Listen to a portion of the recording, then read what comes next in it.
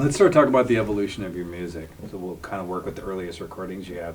Explain how you came into it, the influences that were shaping it primarily. When I first started producing music, it was on a 4-track, and I was producing acoustic stuff, just on a 4-track, you know, doing the bass drum with my throat and kind of just multi-tracking everything out. Kind of the sound that I was going for would be kind of this style.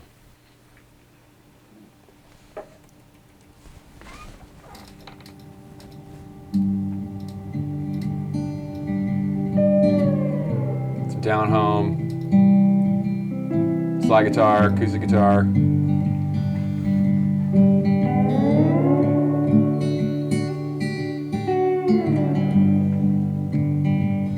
So where did this come from? This is just a song, it's called Weary Branches, and it's just, this is actually not one of my earlier recordings, but I'd say it's one of the earlier style of mine. This came from one of the hottest days ever I can remember. And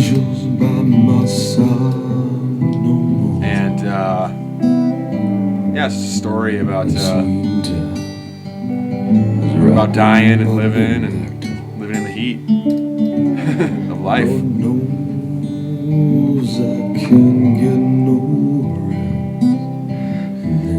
But that was kind of the early days.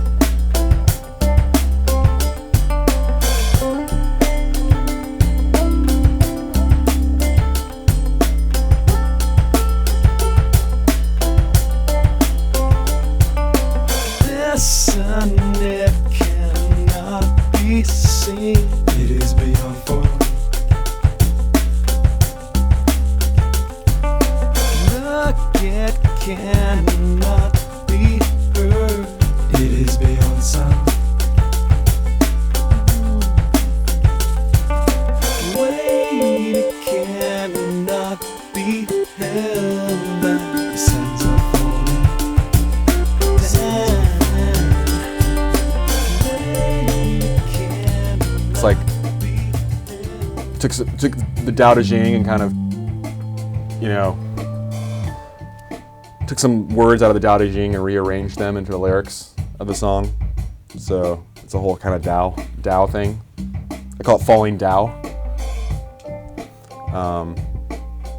But it's got this Celtic sort of overtones to it. I don't know, Taoist Celt and banjo and I don't know. Bluegrass, I don't know what it is. If you can't fly, run. If you can't run, walk. If you can't walk, crawl. But by all means, keep moving.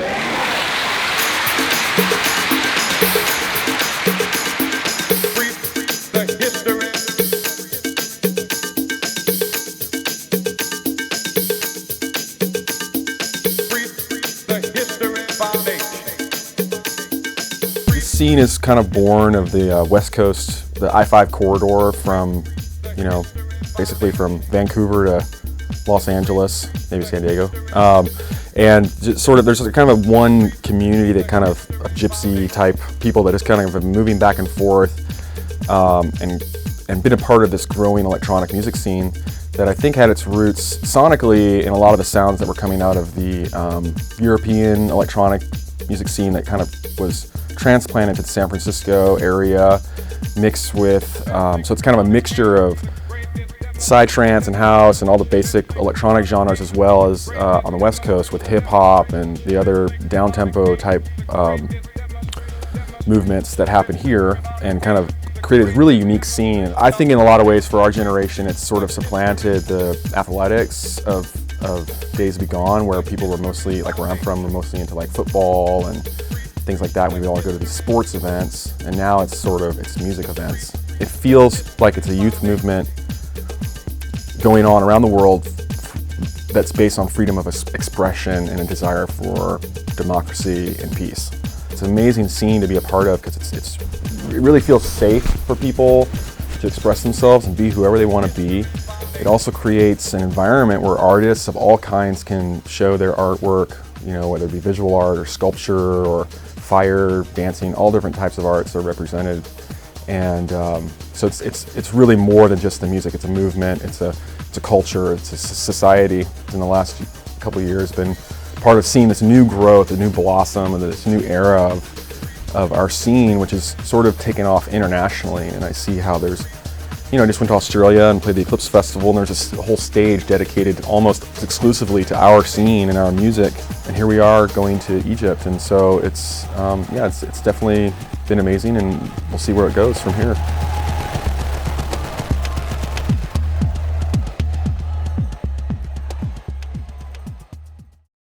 I draw my influences from everything that I hear in my life, and so I definitely am really drawn into like good beats. And for me, good beats are like usually like slower down tempo or hip hop beats and stuff, and kind of I was really inspired by the beats back in the 90s and the scratching and the whole DJ Shadow and all that, like those types of beats mixed with deep bass lines. And then I think that really the similarities to everything else going on in our scene maybe ends there, and I like to go off and just do lots of melody, harmonies, lush layers, and I really like music that doesn't really, it may challenge you intellectually, but it doesn't challenge your ears. Like it can go in, you can let it in and trust that it's going to be okay to let this music in, and that's what I like to feel like this music is like directly accessible, and there's no kind of intellectual challenge or hurdles to get to the music. It's just right there, and then whatever process you have happens within the music. So I guess on a more functional level, it's just, you know, I like to see my music being appreciated by people of different generations and different cultures, and you don't need to go into this music and having to know something. It's just like accessible to everyone.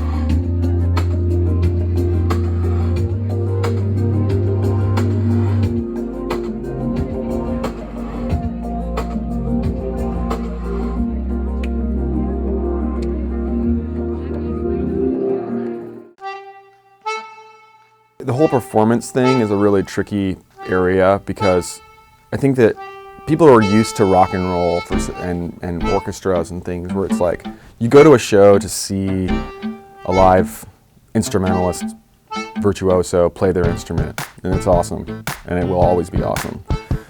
I think what these producers are doing is really like the goal with this is to spend time in the studio and crafting these tracks. And to me, the difference, songs are like a song exists. Like I can play a song, you can play a song, we can all play the same song. There's a Bob Dylan song, there's a Jimi Hendrix song, and we all play these songs. And there's a track is something that you actually construct. It's like a painting, you know. And so when I go to play a show, what I feel like I'm standing up there and showing my painting that I've been working on for a month. Like, here's my painting, and then they make it big and loud.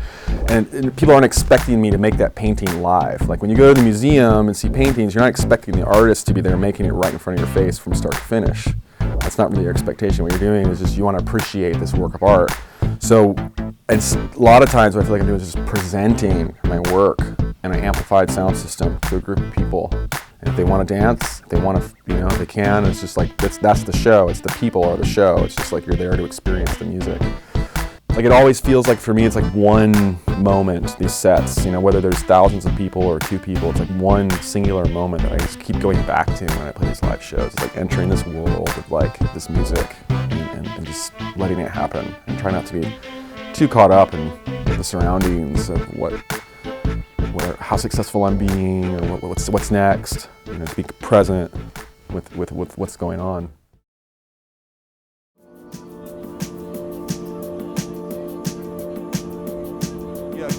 your honest opinion out there. Does it sound okay, or is it just, yeah, turn it up, right? That's what I keep saying. I don't know if it just seems like his drums are louder than my music. I'm not sure if there's something wrong. It's fine. You're telling me it's fine. It's good? Okay, just making sure.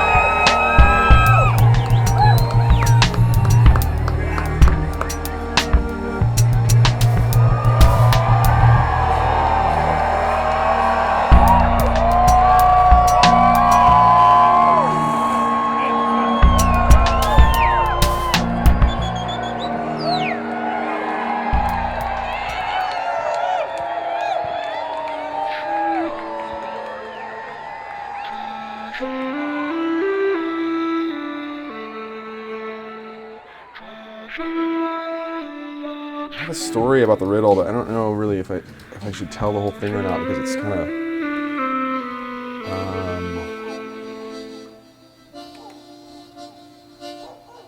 someone, you know, it involves the death of someone. It's just weird, you know. Well, just go for it.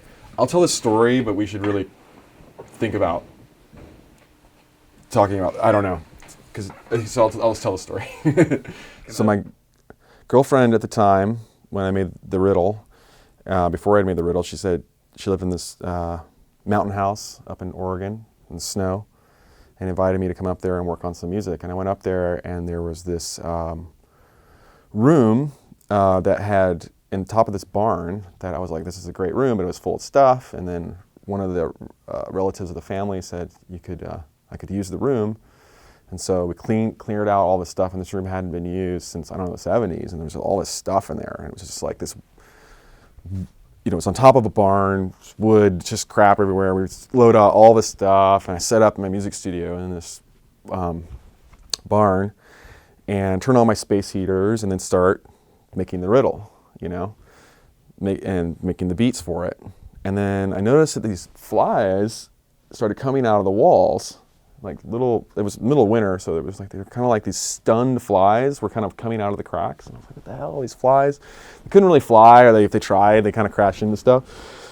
And, you know, and then more and more and more and more flies started coming out of the walls until it was like this like oozing river of flies. And so I got this like hippie mint stuff and started spraying it in the cracks, which only pissed them off. And more and more. And I had this dog with me the whole time, Maya, and Maya was barking and howling. She's actually in the recording in the beginning because she wouldn't shut up. There's the dog barking at the flies. I got derelict fate, coming on strong, laying down the river, holding me down, whistling death, holding my breath, here until the sun has burned my cheeks, we ain't got no time, so let yourself go. And actually,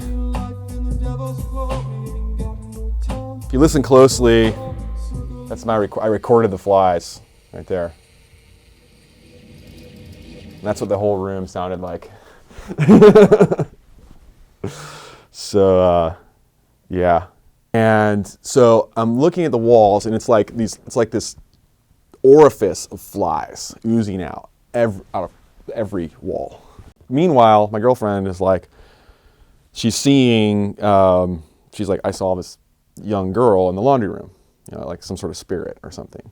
So she's freaking out. I got flies, dog's barking. So I go grab these fly strips, and I had 18 fly strips hanging up all around this room. Each one was completely filled with flies, and they were oozing off of, and underneath each fly strip was a pile of flies like this big, full of goo, you know?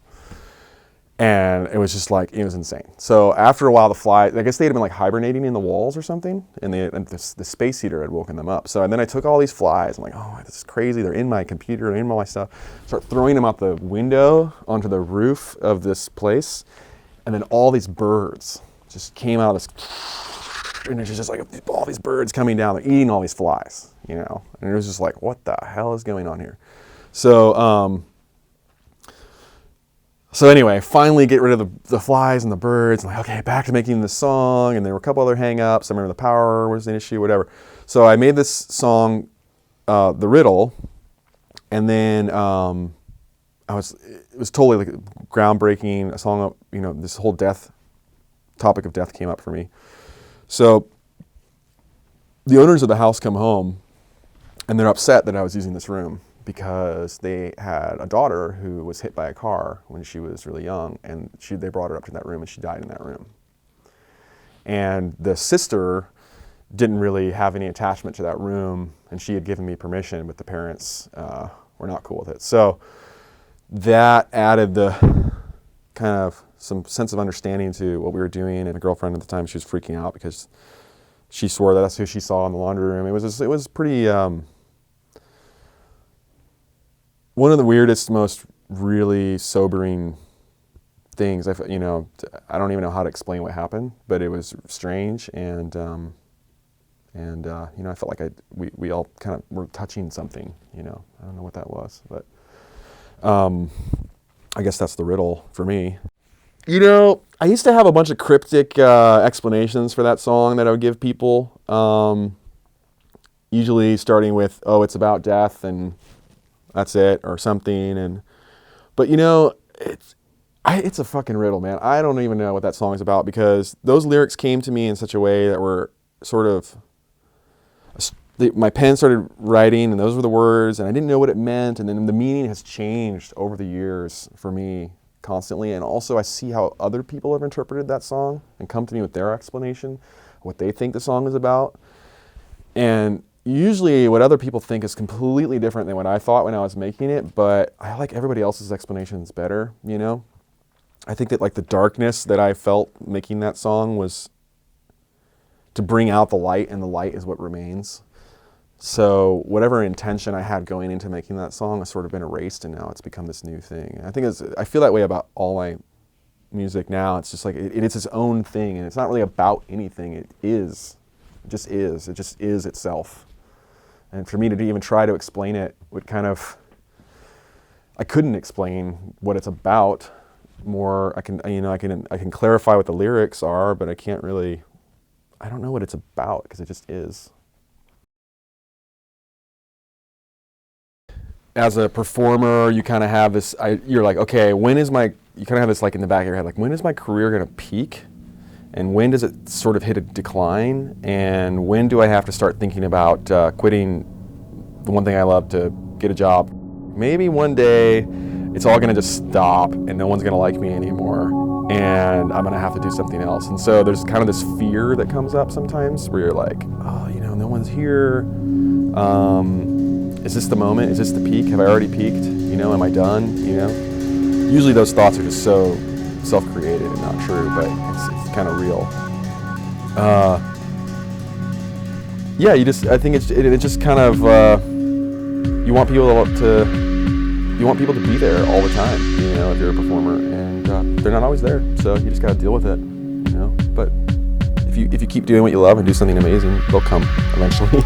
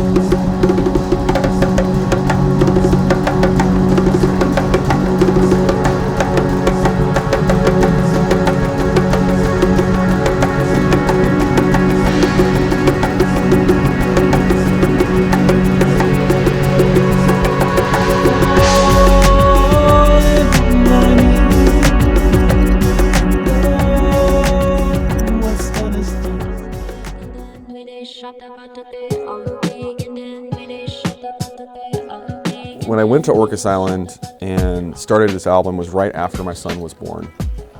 And then I knew that I was having this kind of hard time connecting with my music after Arose, like, or making new music in a way, like fully. And so I knew that I needed to really get away. So that was when, I think about the time I quit my job and we went up to Orcas Island for 6 weeks. And I locked myself in this cabin in the middle of nowhere on this island in the middle of winter to start the process of VISURREAL. And water sort of became the theme of VISURREAL. It was just everything was kind of going back to the water, about the ocean and the source. So it started in Orcas Island, where it's one of the quietest places on the planet, for sure, especially at night in the winter. There is not a sound. So that was kind of how this album was born. And this album, I felt like I was finally in a position where I was comfortable with myself as an artist, comfortable with where I was at, and really happy with my last album and ready to just go deeper into what I was doing. Rather than trying to prove myself or prove anything to anyone, I was just like, let's just go deeper into the sound. So that's where it started, and been co-writing a lot now with Cedar, the percussionist. I had some drums from Tommy, and then Ilya came in, did violin. So each song is its own world, rather than the album being one sound. Like each song is its own sound.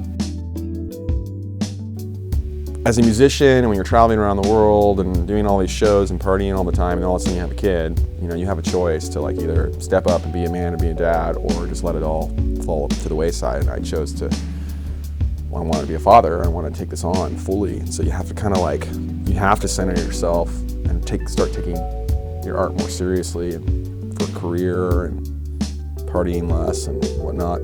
But it's challenging because here you've built your life on going to parties and doing all this, you know, having fun with people all the time and just being free and traveling, and then all of a sudden when you have this kid, you're like, well, how do I balance this out? I mean, is there a way to even do it? And I was just so distraught in a way, creatively. I'm like, wow, how do I be a musician and still have a kid and all this? So I had all this pent up feelings that were kind of like congestion in you know, creative constipation or something. And the song Apparently was one that I wrote on Orcas with Katie Gray, was the one that really, the mantra, the chorus that comes up is the I'll be letting go now. And that was really, I was saying that to myself, truly.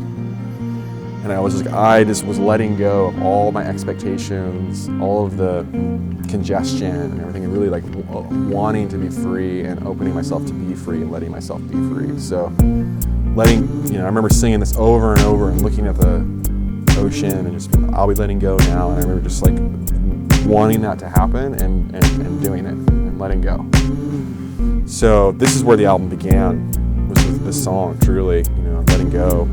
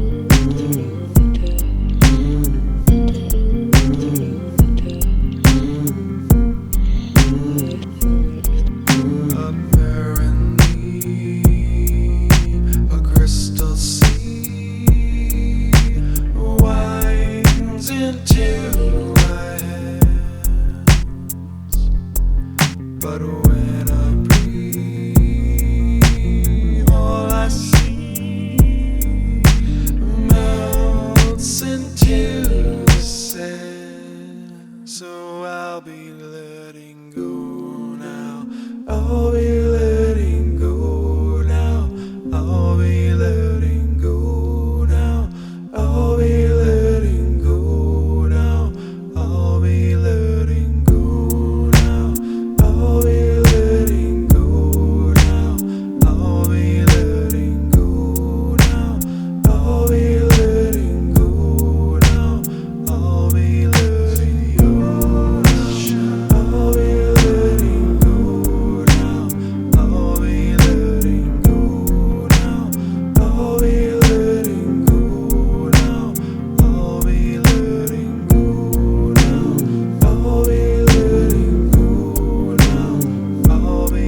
now. I'll be letting go now. I'll be letting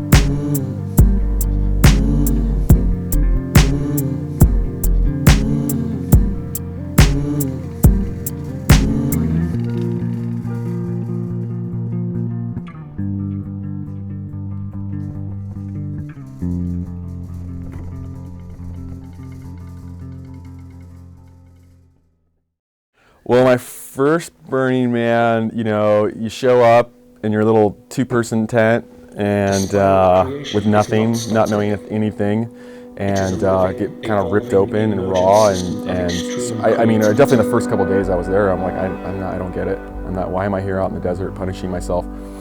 And then I think it started seeing like, wait a minute, people are like, this is totally amazing. People are making incredible things. There's amazing people here. We're making beautiful music, and I was just, I just want to play here, you know.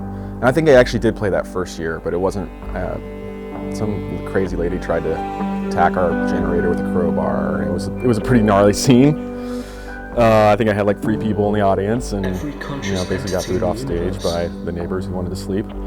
And it just, since then, it's just been like this snowballing effect. All the same kind of crew, different people, changing names, changing leaders, you know, but it's a lot of the growing, changing, amorphous sort of thing that all these different communities now are coming out there and working their ass off to show everybody a good time.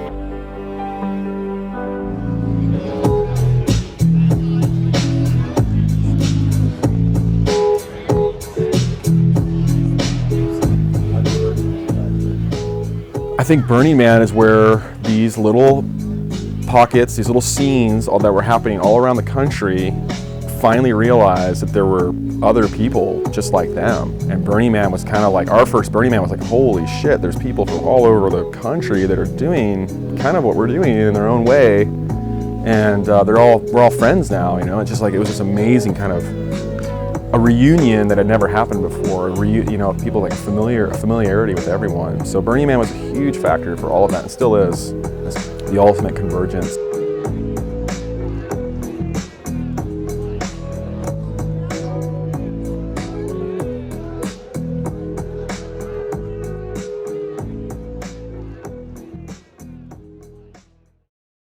So the differences between my Eclipse set at Symbiosis here in the States and the Eclipse in Australia were huge. People know who I am here in the States, and I had a really big audience, and I also had a huge crew of people performing with me on stage, and it was like this massive show of tear-jerking, awesome moments. Thousands of people, epic. Australia, probably, from my perspective, looking out at the audience, probably about 10 people. So I'm looking around, there's only like 10 people. It's like, I'm like, fuck man, like no one's here. I traveled around the world for this. And then I walked out and behind the stage were thousands of people that were listening to my music. They were like preparing to watch this eclipse, you know. And I was like, oh, like actually, I have been performing for thousands of people, maybe even more people than were at Symbiosis, but I didn't even know. And I let my ego get to me, and I let it break me down in a way. It was incredibly humbling experience to kind of like have all these expectations of it being like, oh, here's another eclipse, you know, I got this epic set right before the eclipse, it's just going to be a perfect alignment, and then I'm like, and I definitely had to face my ego in a way, you know. I think it's just because I had expectations, you know, and I try not to have, you tell yourself, I'm not going to have expectations, you know, but you do. And when the moment comes, I think, you know, it's easier to deal with 10 people in a bar than it is at a festival, you know, but it was probably one of the best things that possibly could have happened in that moment. So, and it really taught me a lesson about, once again, about having expectations, and also reminded me that one of the greatest things about being a musician or any kind of artist is that it will humble you. No matter what, you will be humbled eventually. If you keep doing it, every time you perform, there are moments will humble you, or greater, you know, it's just this amazing thing. Are you getting balls yet? Little balls? You're making little balls? So we're getting little balls wrapped.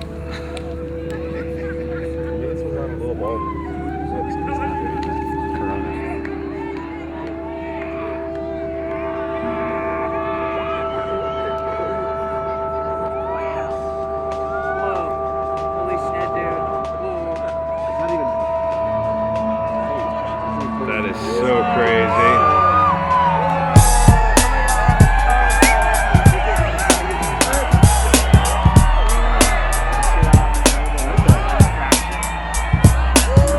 That's it. There we go.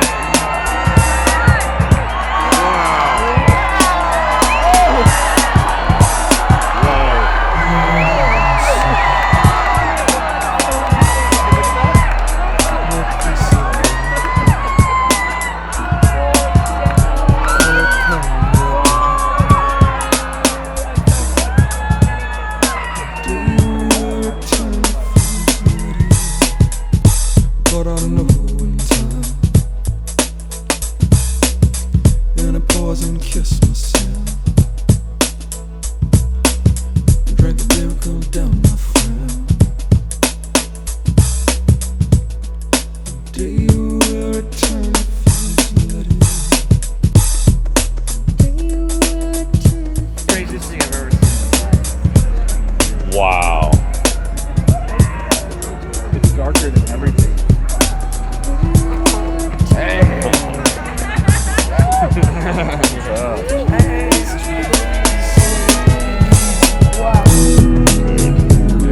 Forget about it. Wow.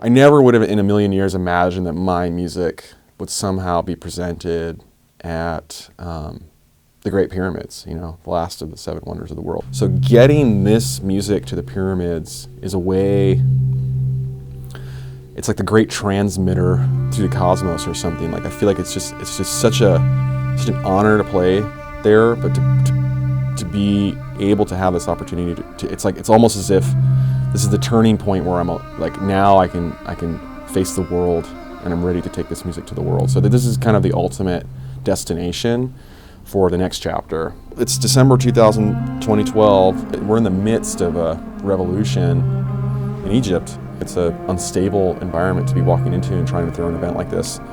The alternative is we can send ambassadors from our government who I don't feel represent us. We can send a military force which doesn't represent us, and I know it doesn't represent me. I know anytime we send a bomb to the Middle East, I'm not saying we should go send that bomb. What do I have the power to do? I have the power to bring our music to these people, and this is the greatest gift that I have to offer. This is who I am, and it's the most peaceful offering we could possibly bring. We're music, you know.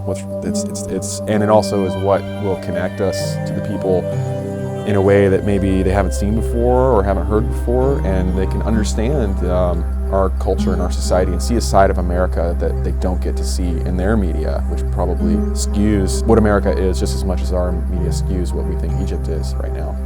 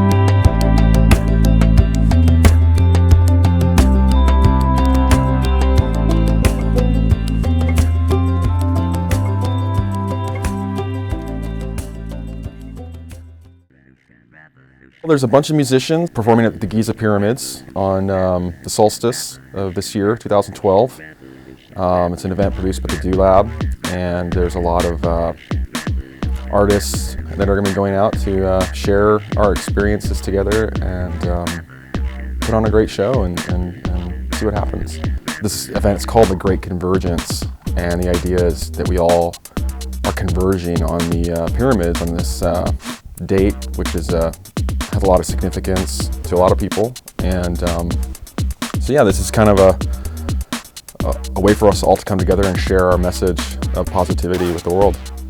I'm editing the ohms and different chants that were going on in the King's Chamber. It's pretty cool. Yeah. Oh, hello everyone. Good evening, Egypt. I'm going to start off with a little chant that we recorded inside the King's Chamber.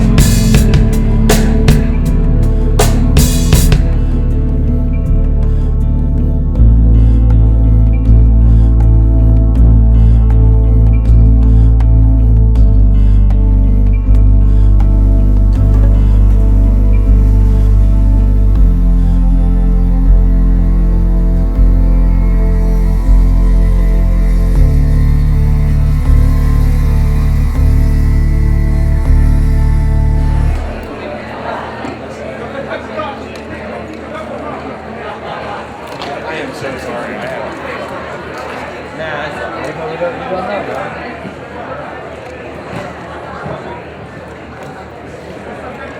hear that? I think I did. What happened? I'll tell you over here. Yeah, I think I know what happened. Doesn't he make?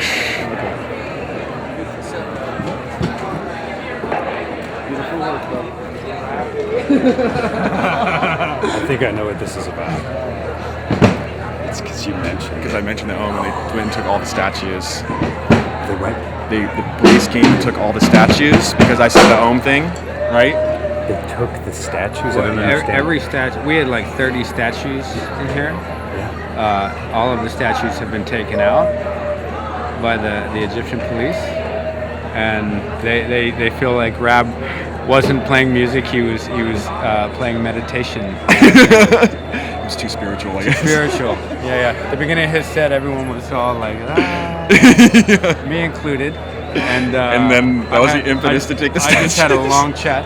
So I just unfortunately had to cancel a nice spoken word piece before Beats Antique because that would get us shut down. Like okay. They're feeling a little sensitive right now. So yeah. Wow. Okay. Well. Yeah. So I'm like, don't sit, no more. Yeah. That's kind of the way this journey has gone. Yeah. We've navigated it. You have no idea these boundaries. But every statue we had, they brought them all back here, and that wasn't good enough, so they took them all out. Wow. Yeah. So, who knows? I mean, we knew kind of, but we Kind didn't of, know. yeah, we didn't but- know the severity of it. Yeah. Normally, we get to a function like this, and everyone's feeling really good, Yeah. in spirit, and they're like, "Oh yeah," and they let things go. These guys they're tight. Well, they want me to like ghetto rap or something, like. Yeah, I was like, we're gonna get louder and crazier next. Yeah, promise. Promise. I was like, we're gonna get louder and crazier, and they were like, okay, good. I'm like, Jesus Christ, man. I mean, you're kidding, right? No. I'm not kidding about a thing. Turn around this way. I need to get light on your face when you say it. That conversation was for real. I was like, we're gonna get louder, and it's gonna get more dancey after this, and they were like, better. I was like, no one ever wants to kick Rab off the stage. The Egyptian police almost. Oh. But no, really, Tommy and David just wanted to have a spoken word piece before they went on, and I was like, there's no way. So, See, let me. So it goes. here we are, Egypt 2012. 2012. Nice job, Rab. Thanks, man. Nice work, brother. How's everybody doing tonight? Well, I don't know. That was interesting. That was very interesting. It's probably the strangest thing that's ever happened to me during a set, I have to admit. Okay. Well, it's too spiritual for the Egyptian police.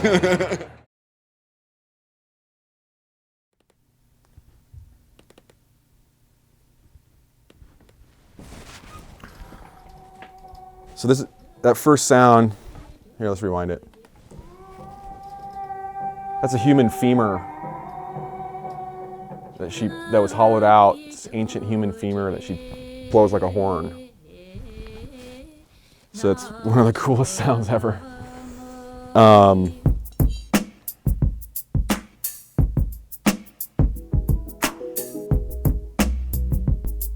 So all these beats and everything were made after post-production. She had come in and just sang the song a cappella, and I did some pitch correction on it, Melodyne.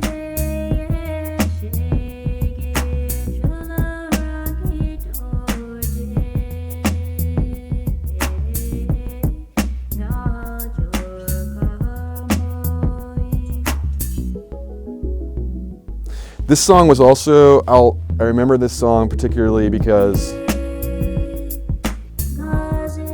after I made this song and listened to it, I cried my eyes out. I had never done that before, listening to a song, especially one of my own songs. I was just I wasn't really sad. I was just like, what is this feeling of crying? Like, where does this come from? I've never experienced that before, and I was really intrigued by that feeling. I'm like, I wanted that more. That was like a huge moment for me of like figuring out like, wow, I want that. I don't know why I wanted it. I think I was like discovering sorrow kind of for the first time and on a real visceral level.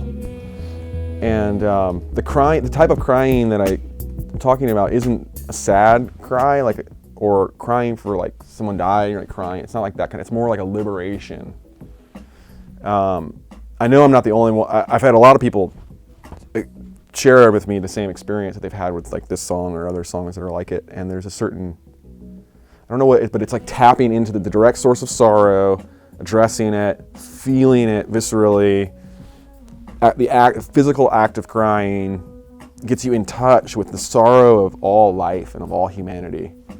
So I think that there's something really fascinating about being in that place, because once you're there, you're also experiencing this sense of joy that's just like so amazing. So it's like they both kind of, the deeper you go into sorrow, you're kind of like going in a circle. Joy's here, sorrow's here, and they just kind of meet right there. And you're kind of like, you can choose the path of sorrow or joy, but you get to the same spot at the bottom, the core, you know. It's like there is this grand story that's being unveiled to me through my own music that and I'm using my music as a tool to get deeper into it. So it's kind of like this relationship that I have with my own music where it's like I'm creating it, but it's creating something for me to look into, and the only way to look deeper is to make more. So it's a cyclical relationship.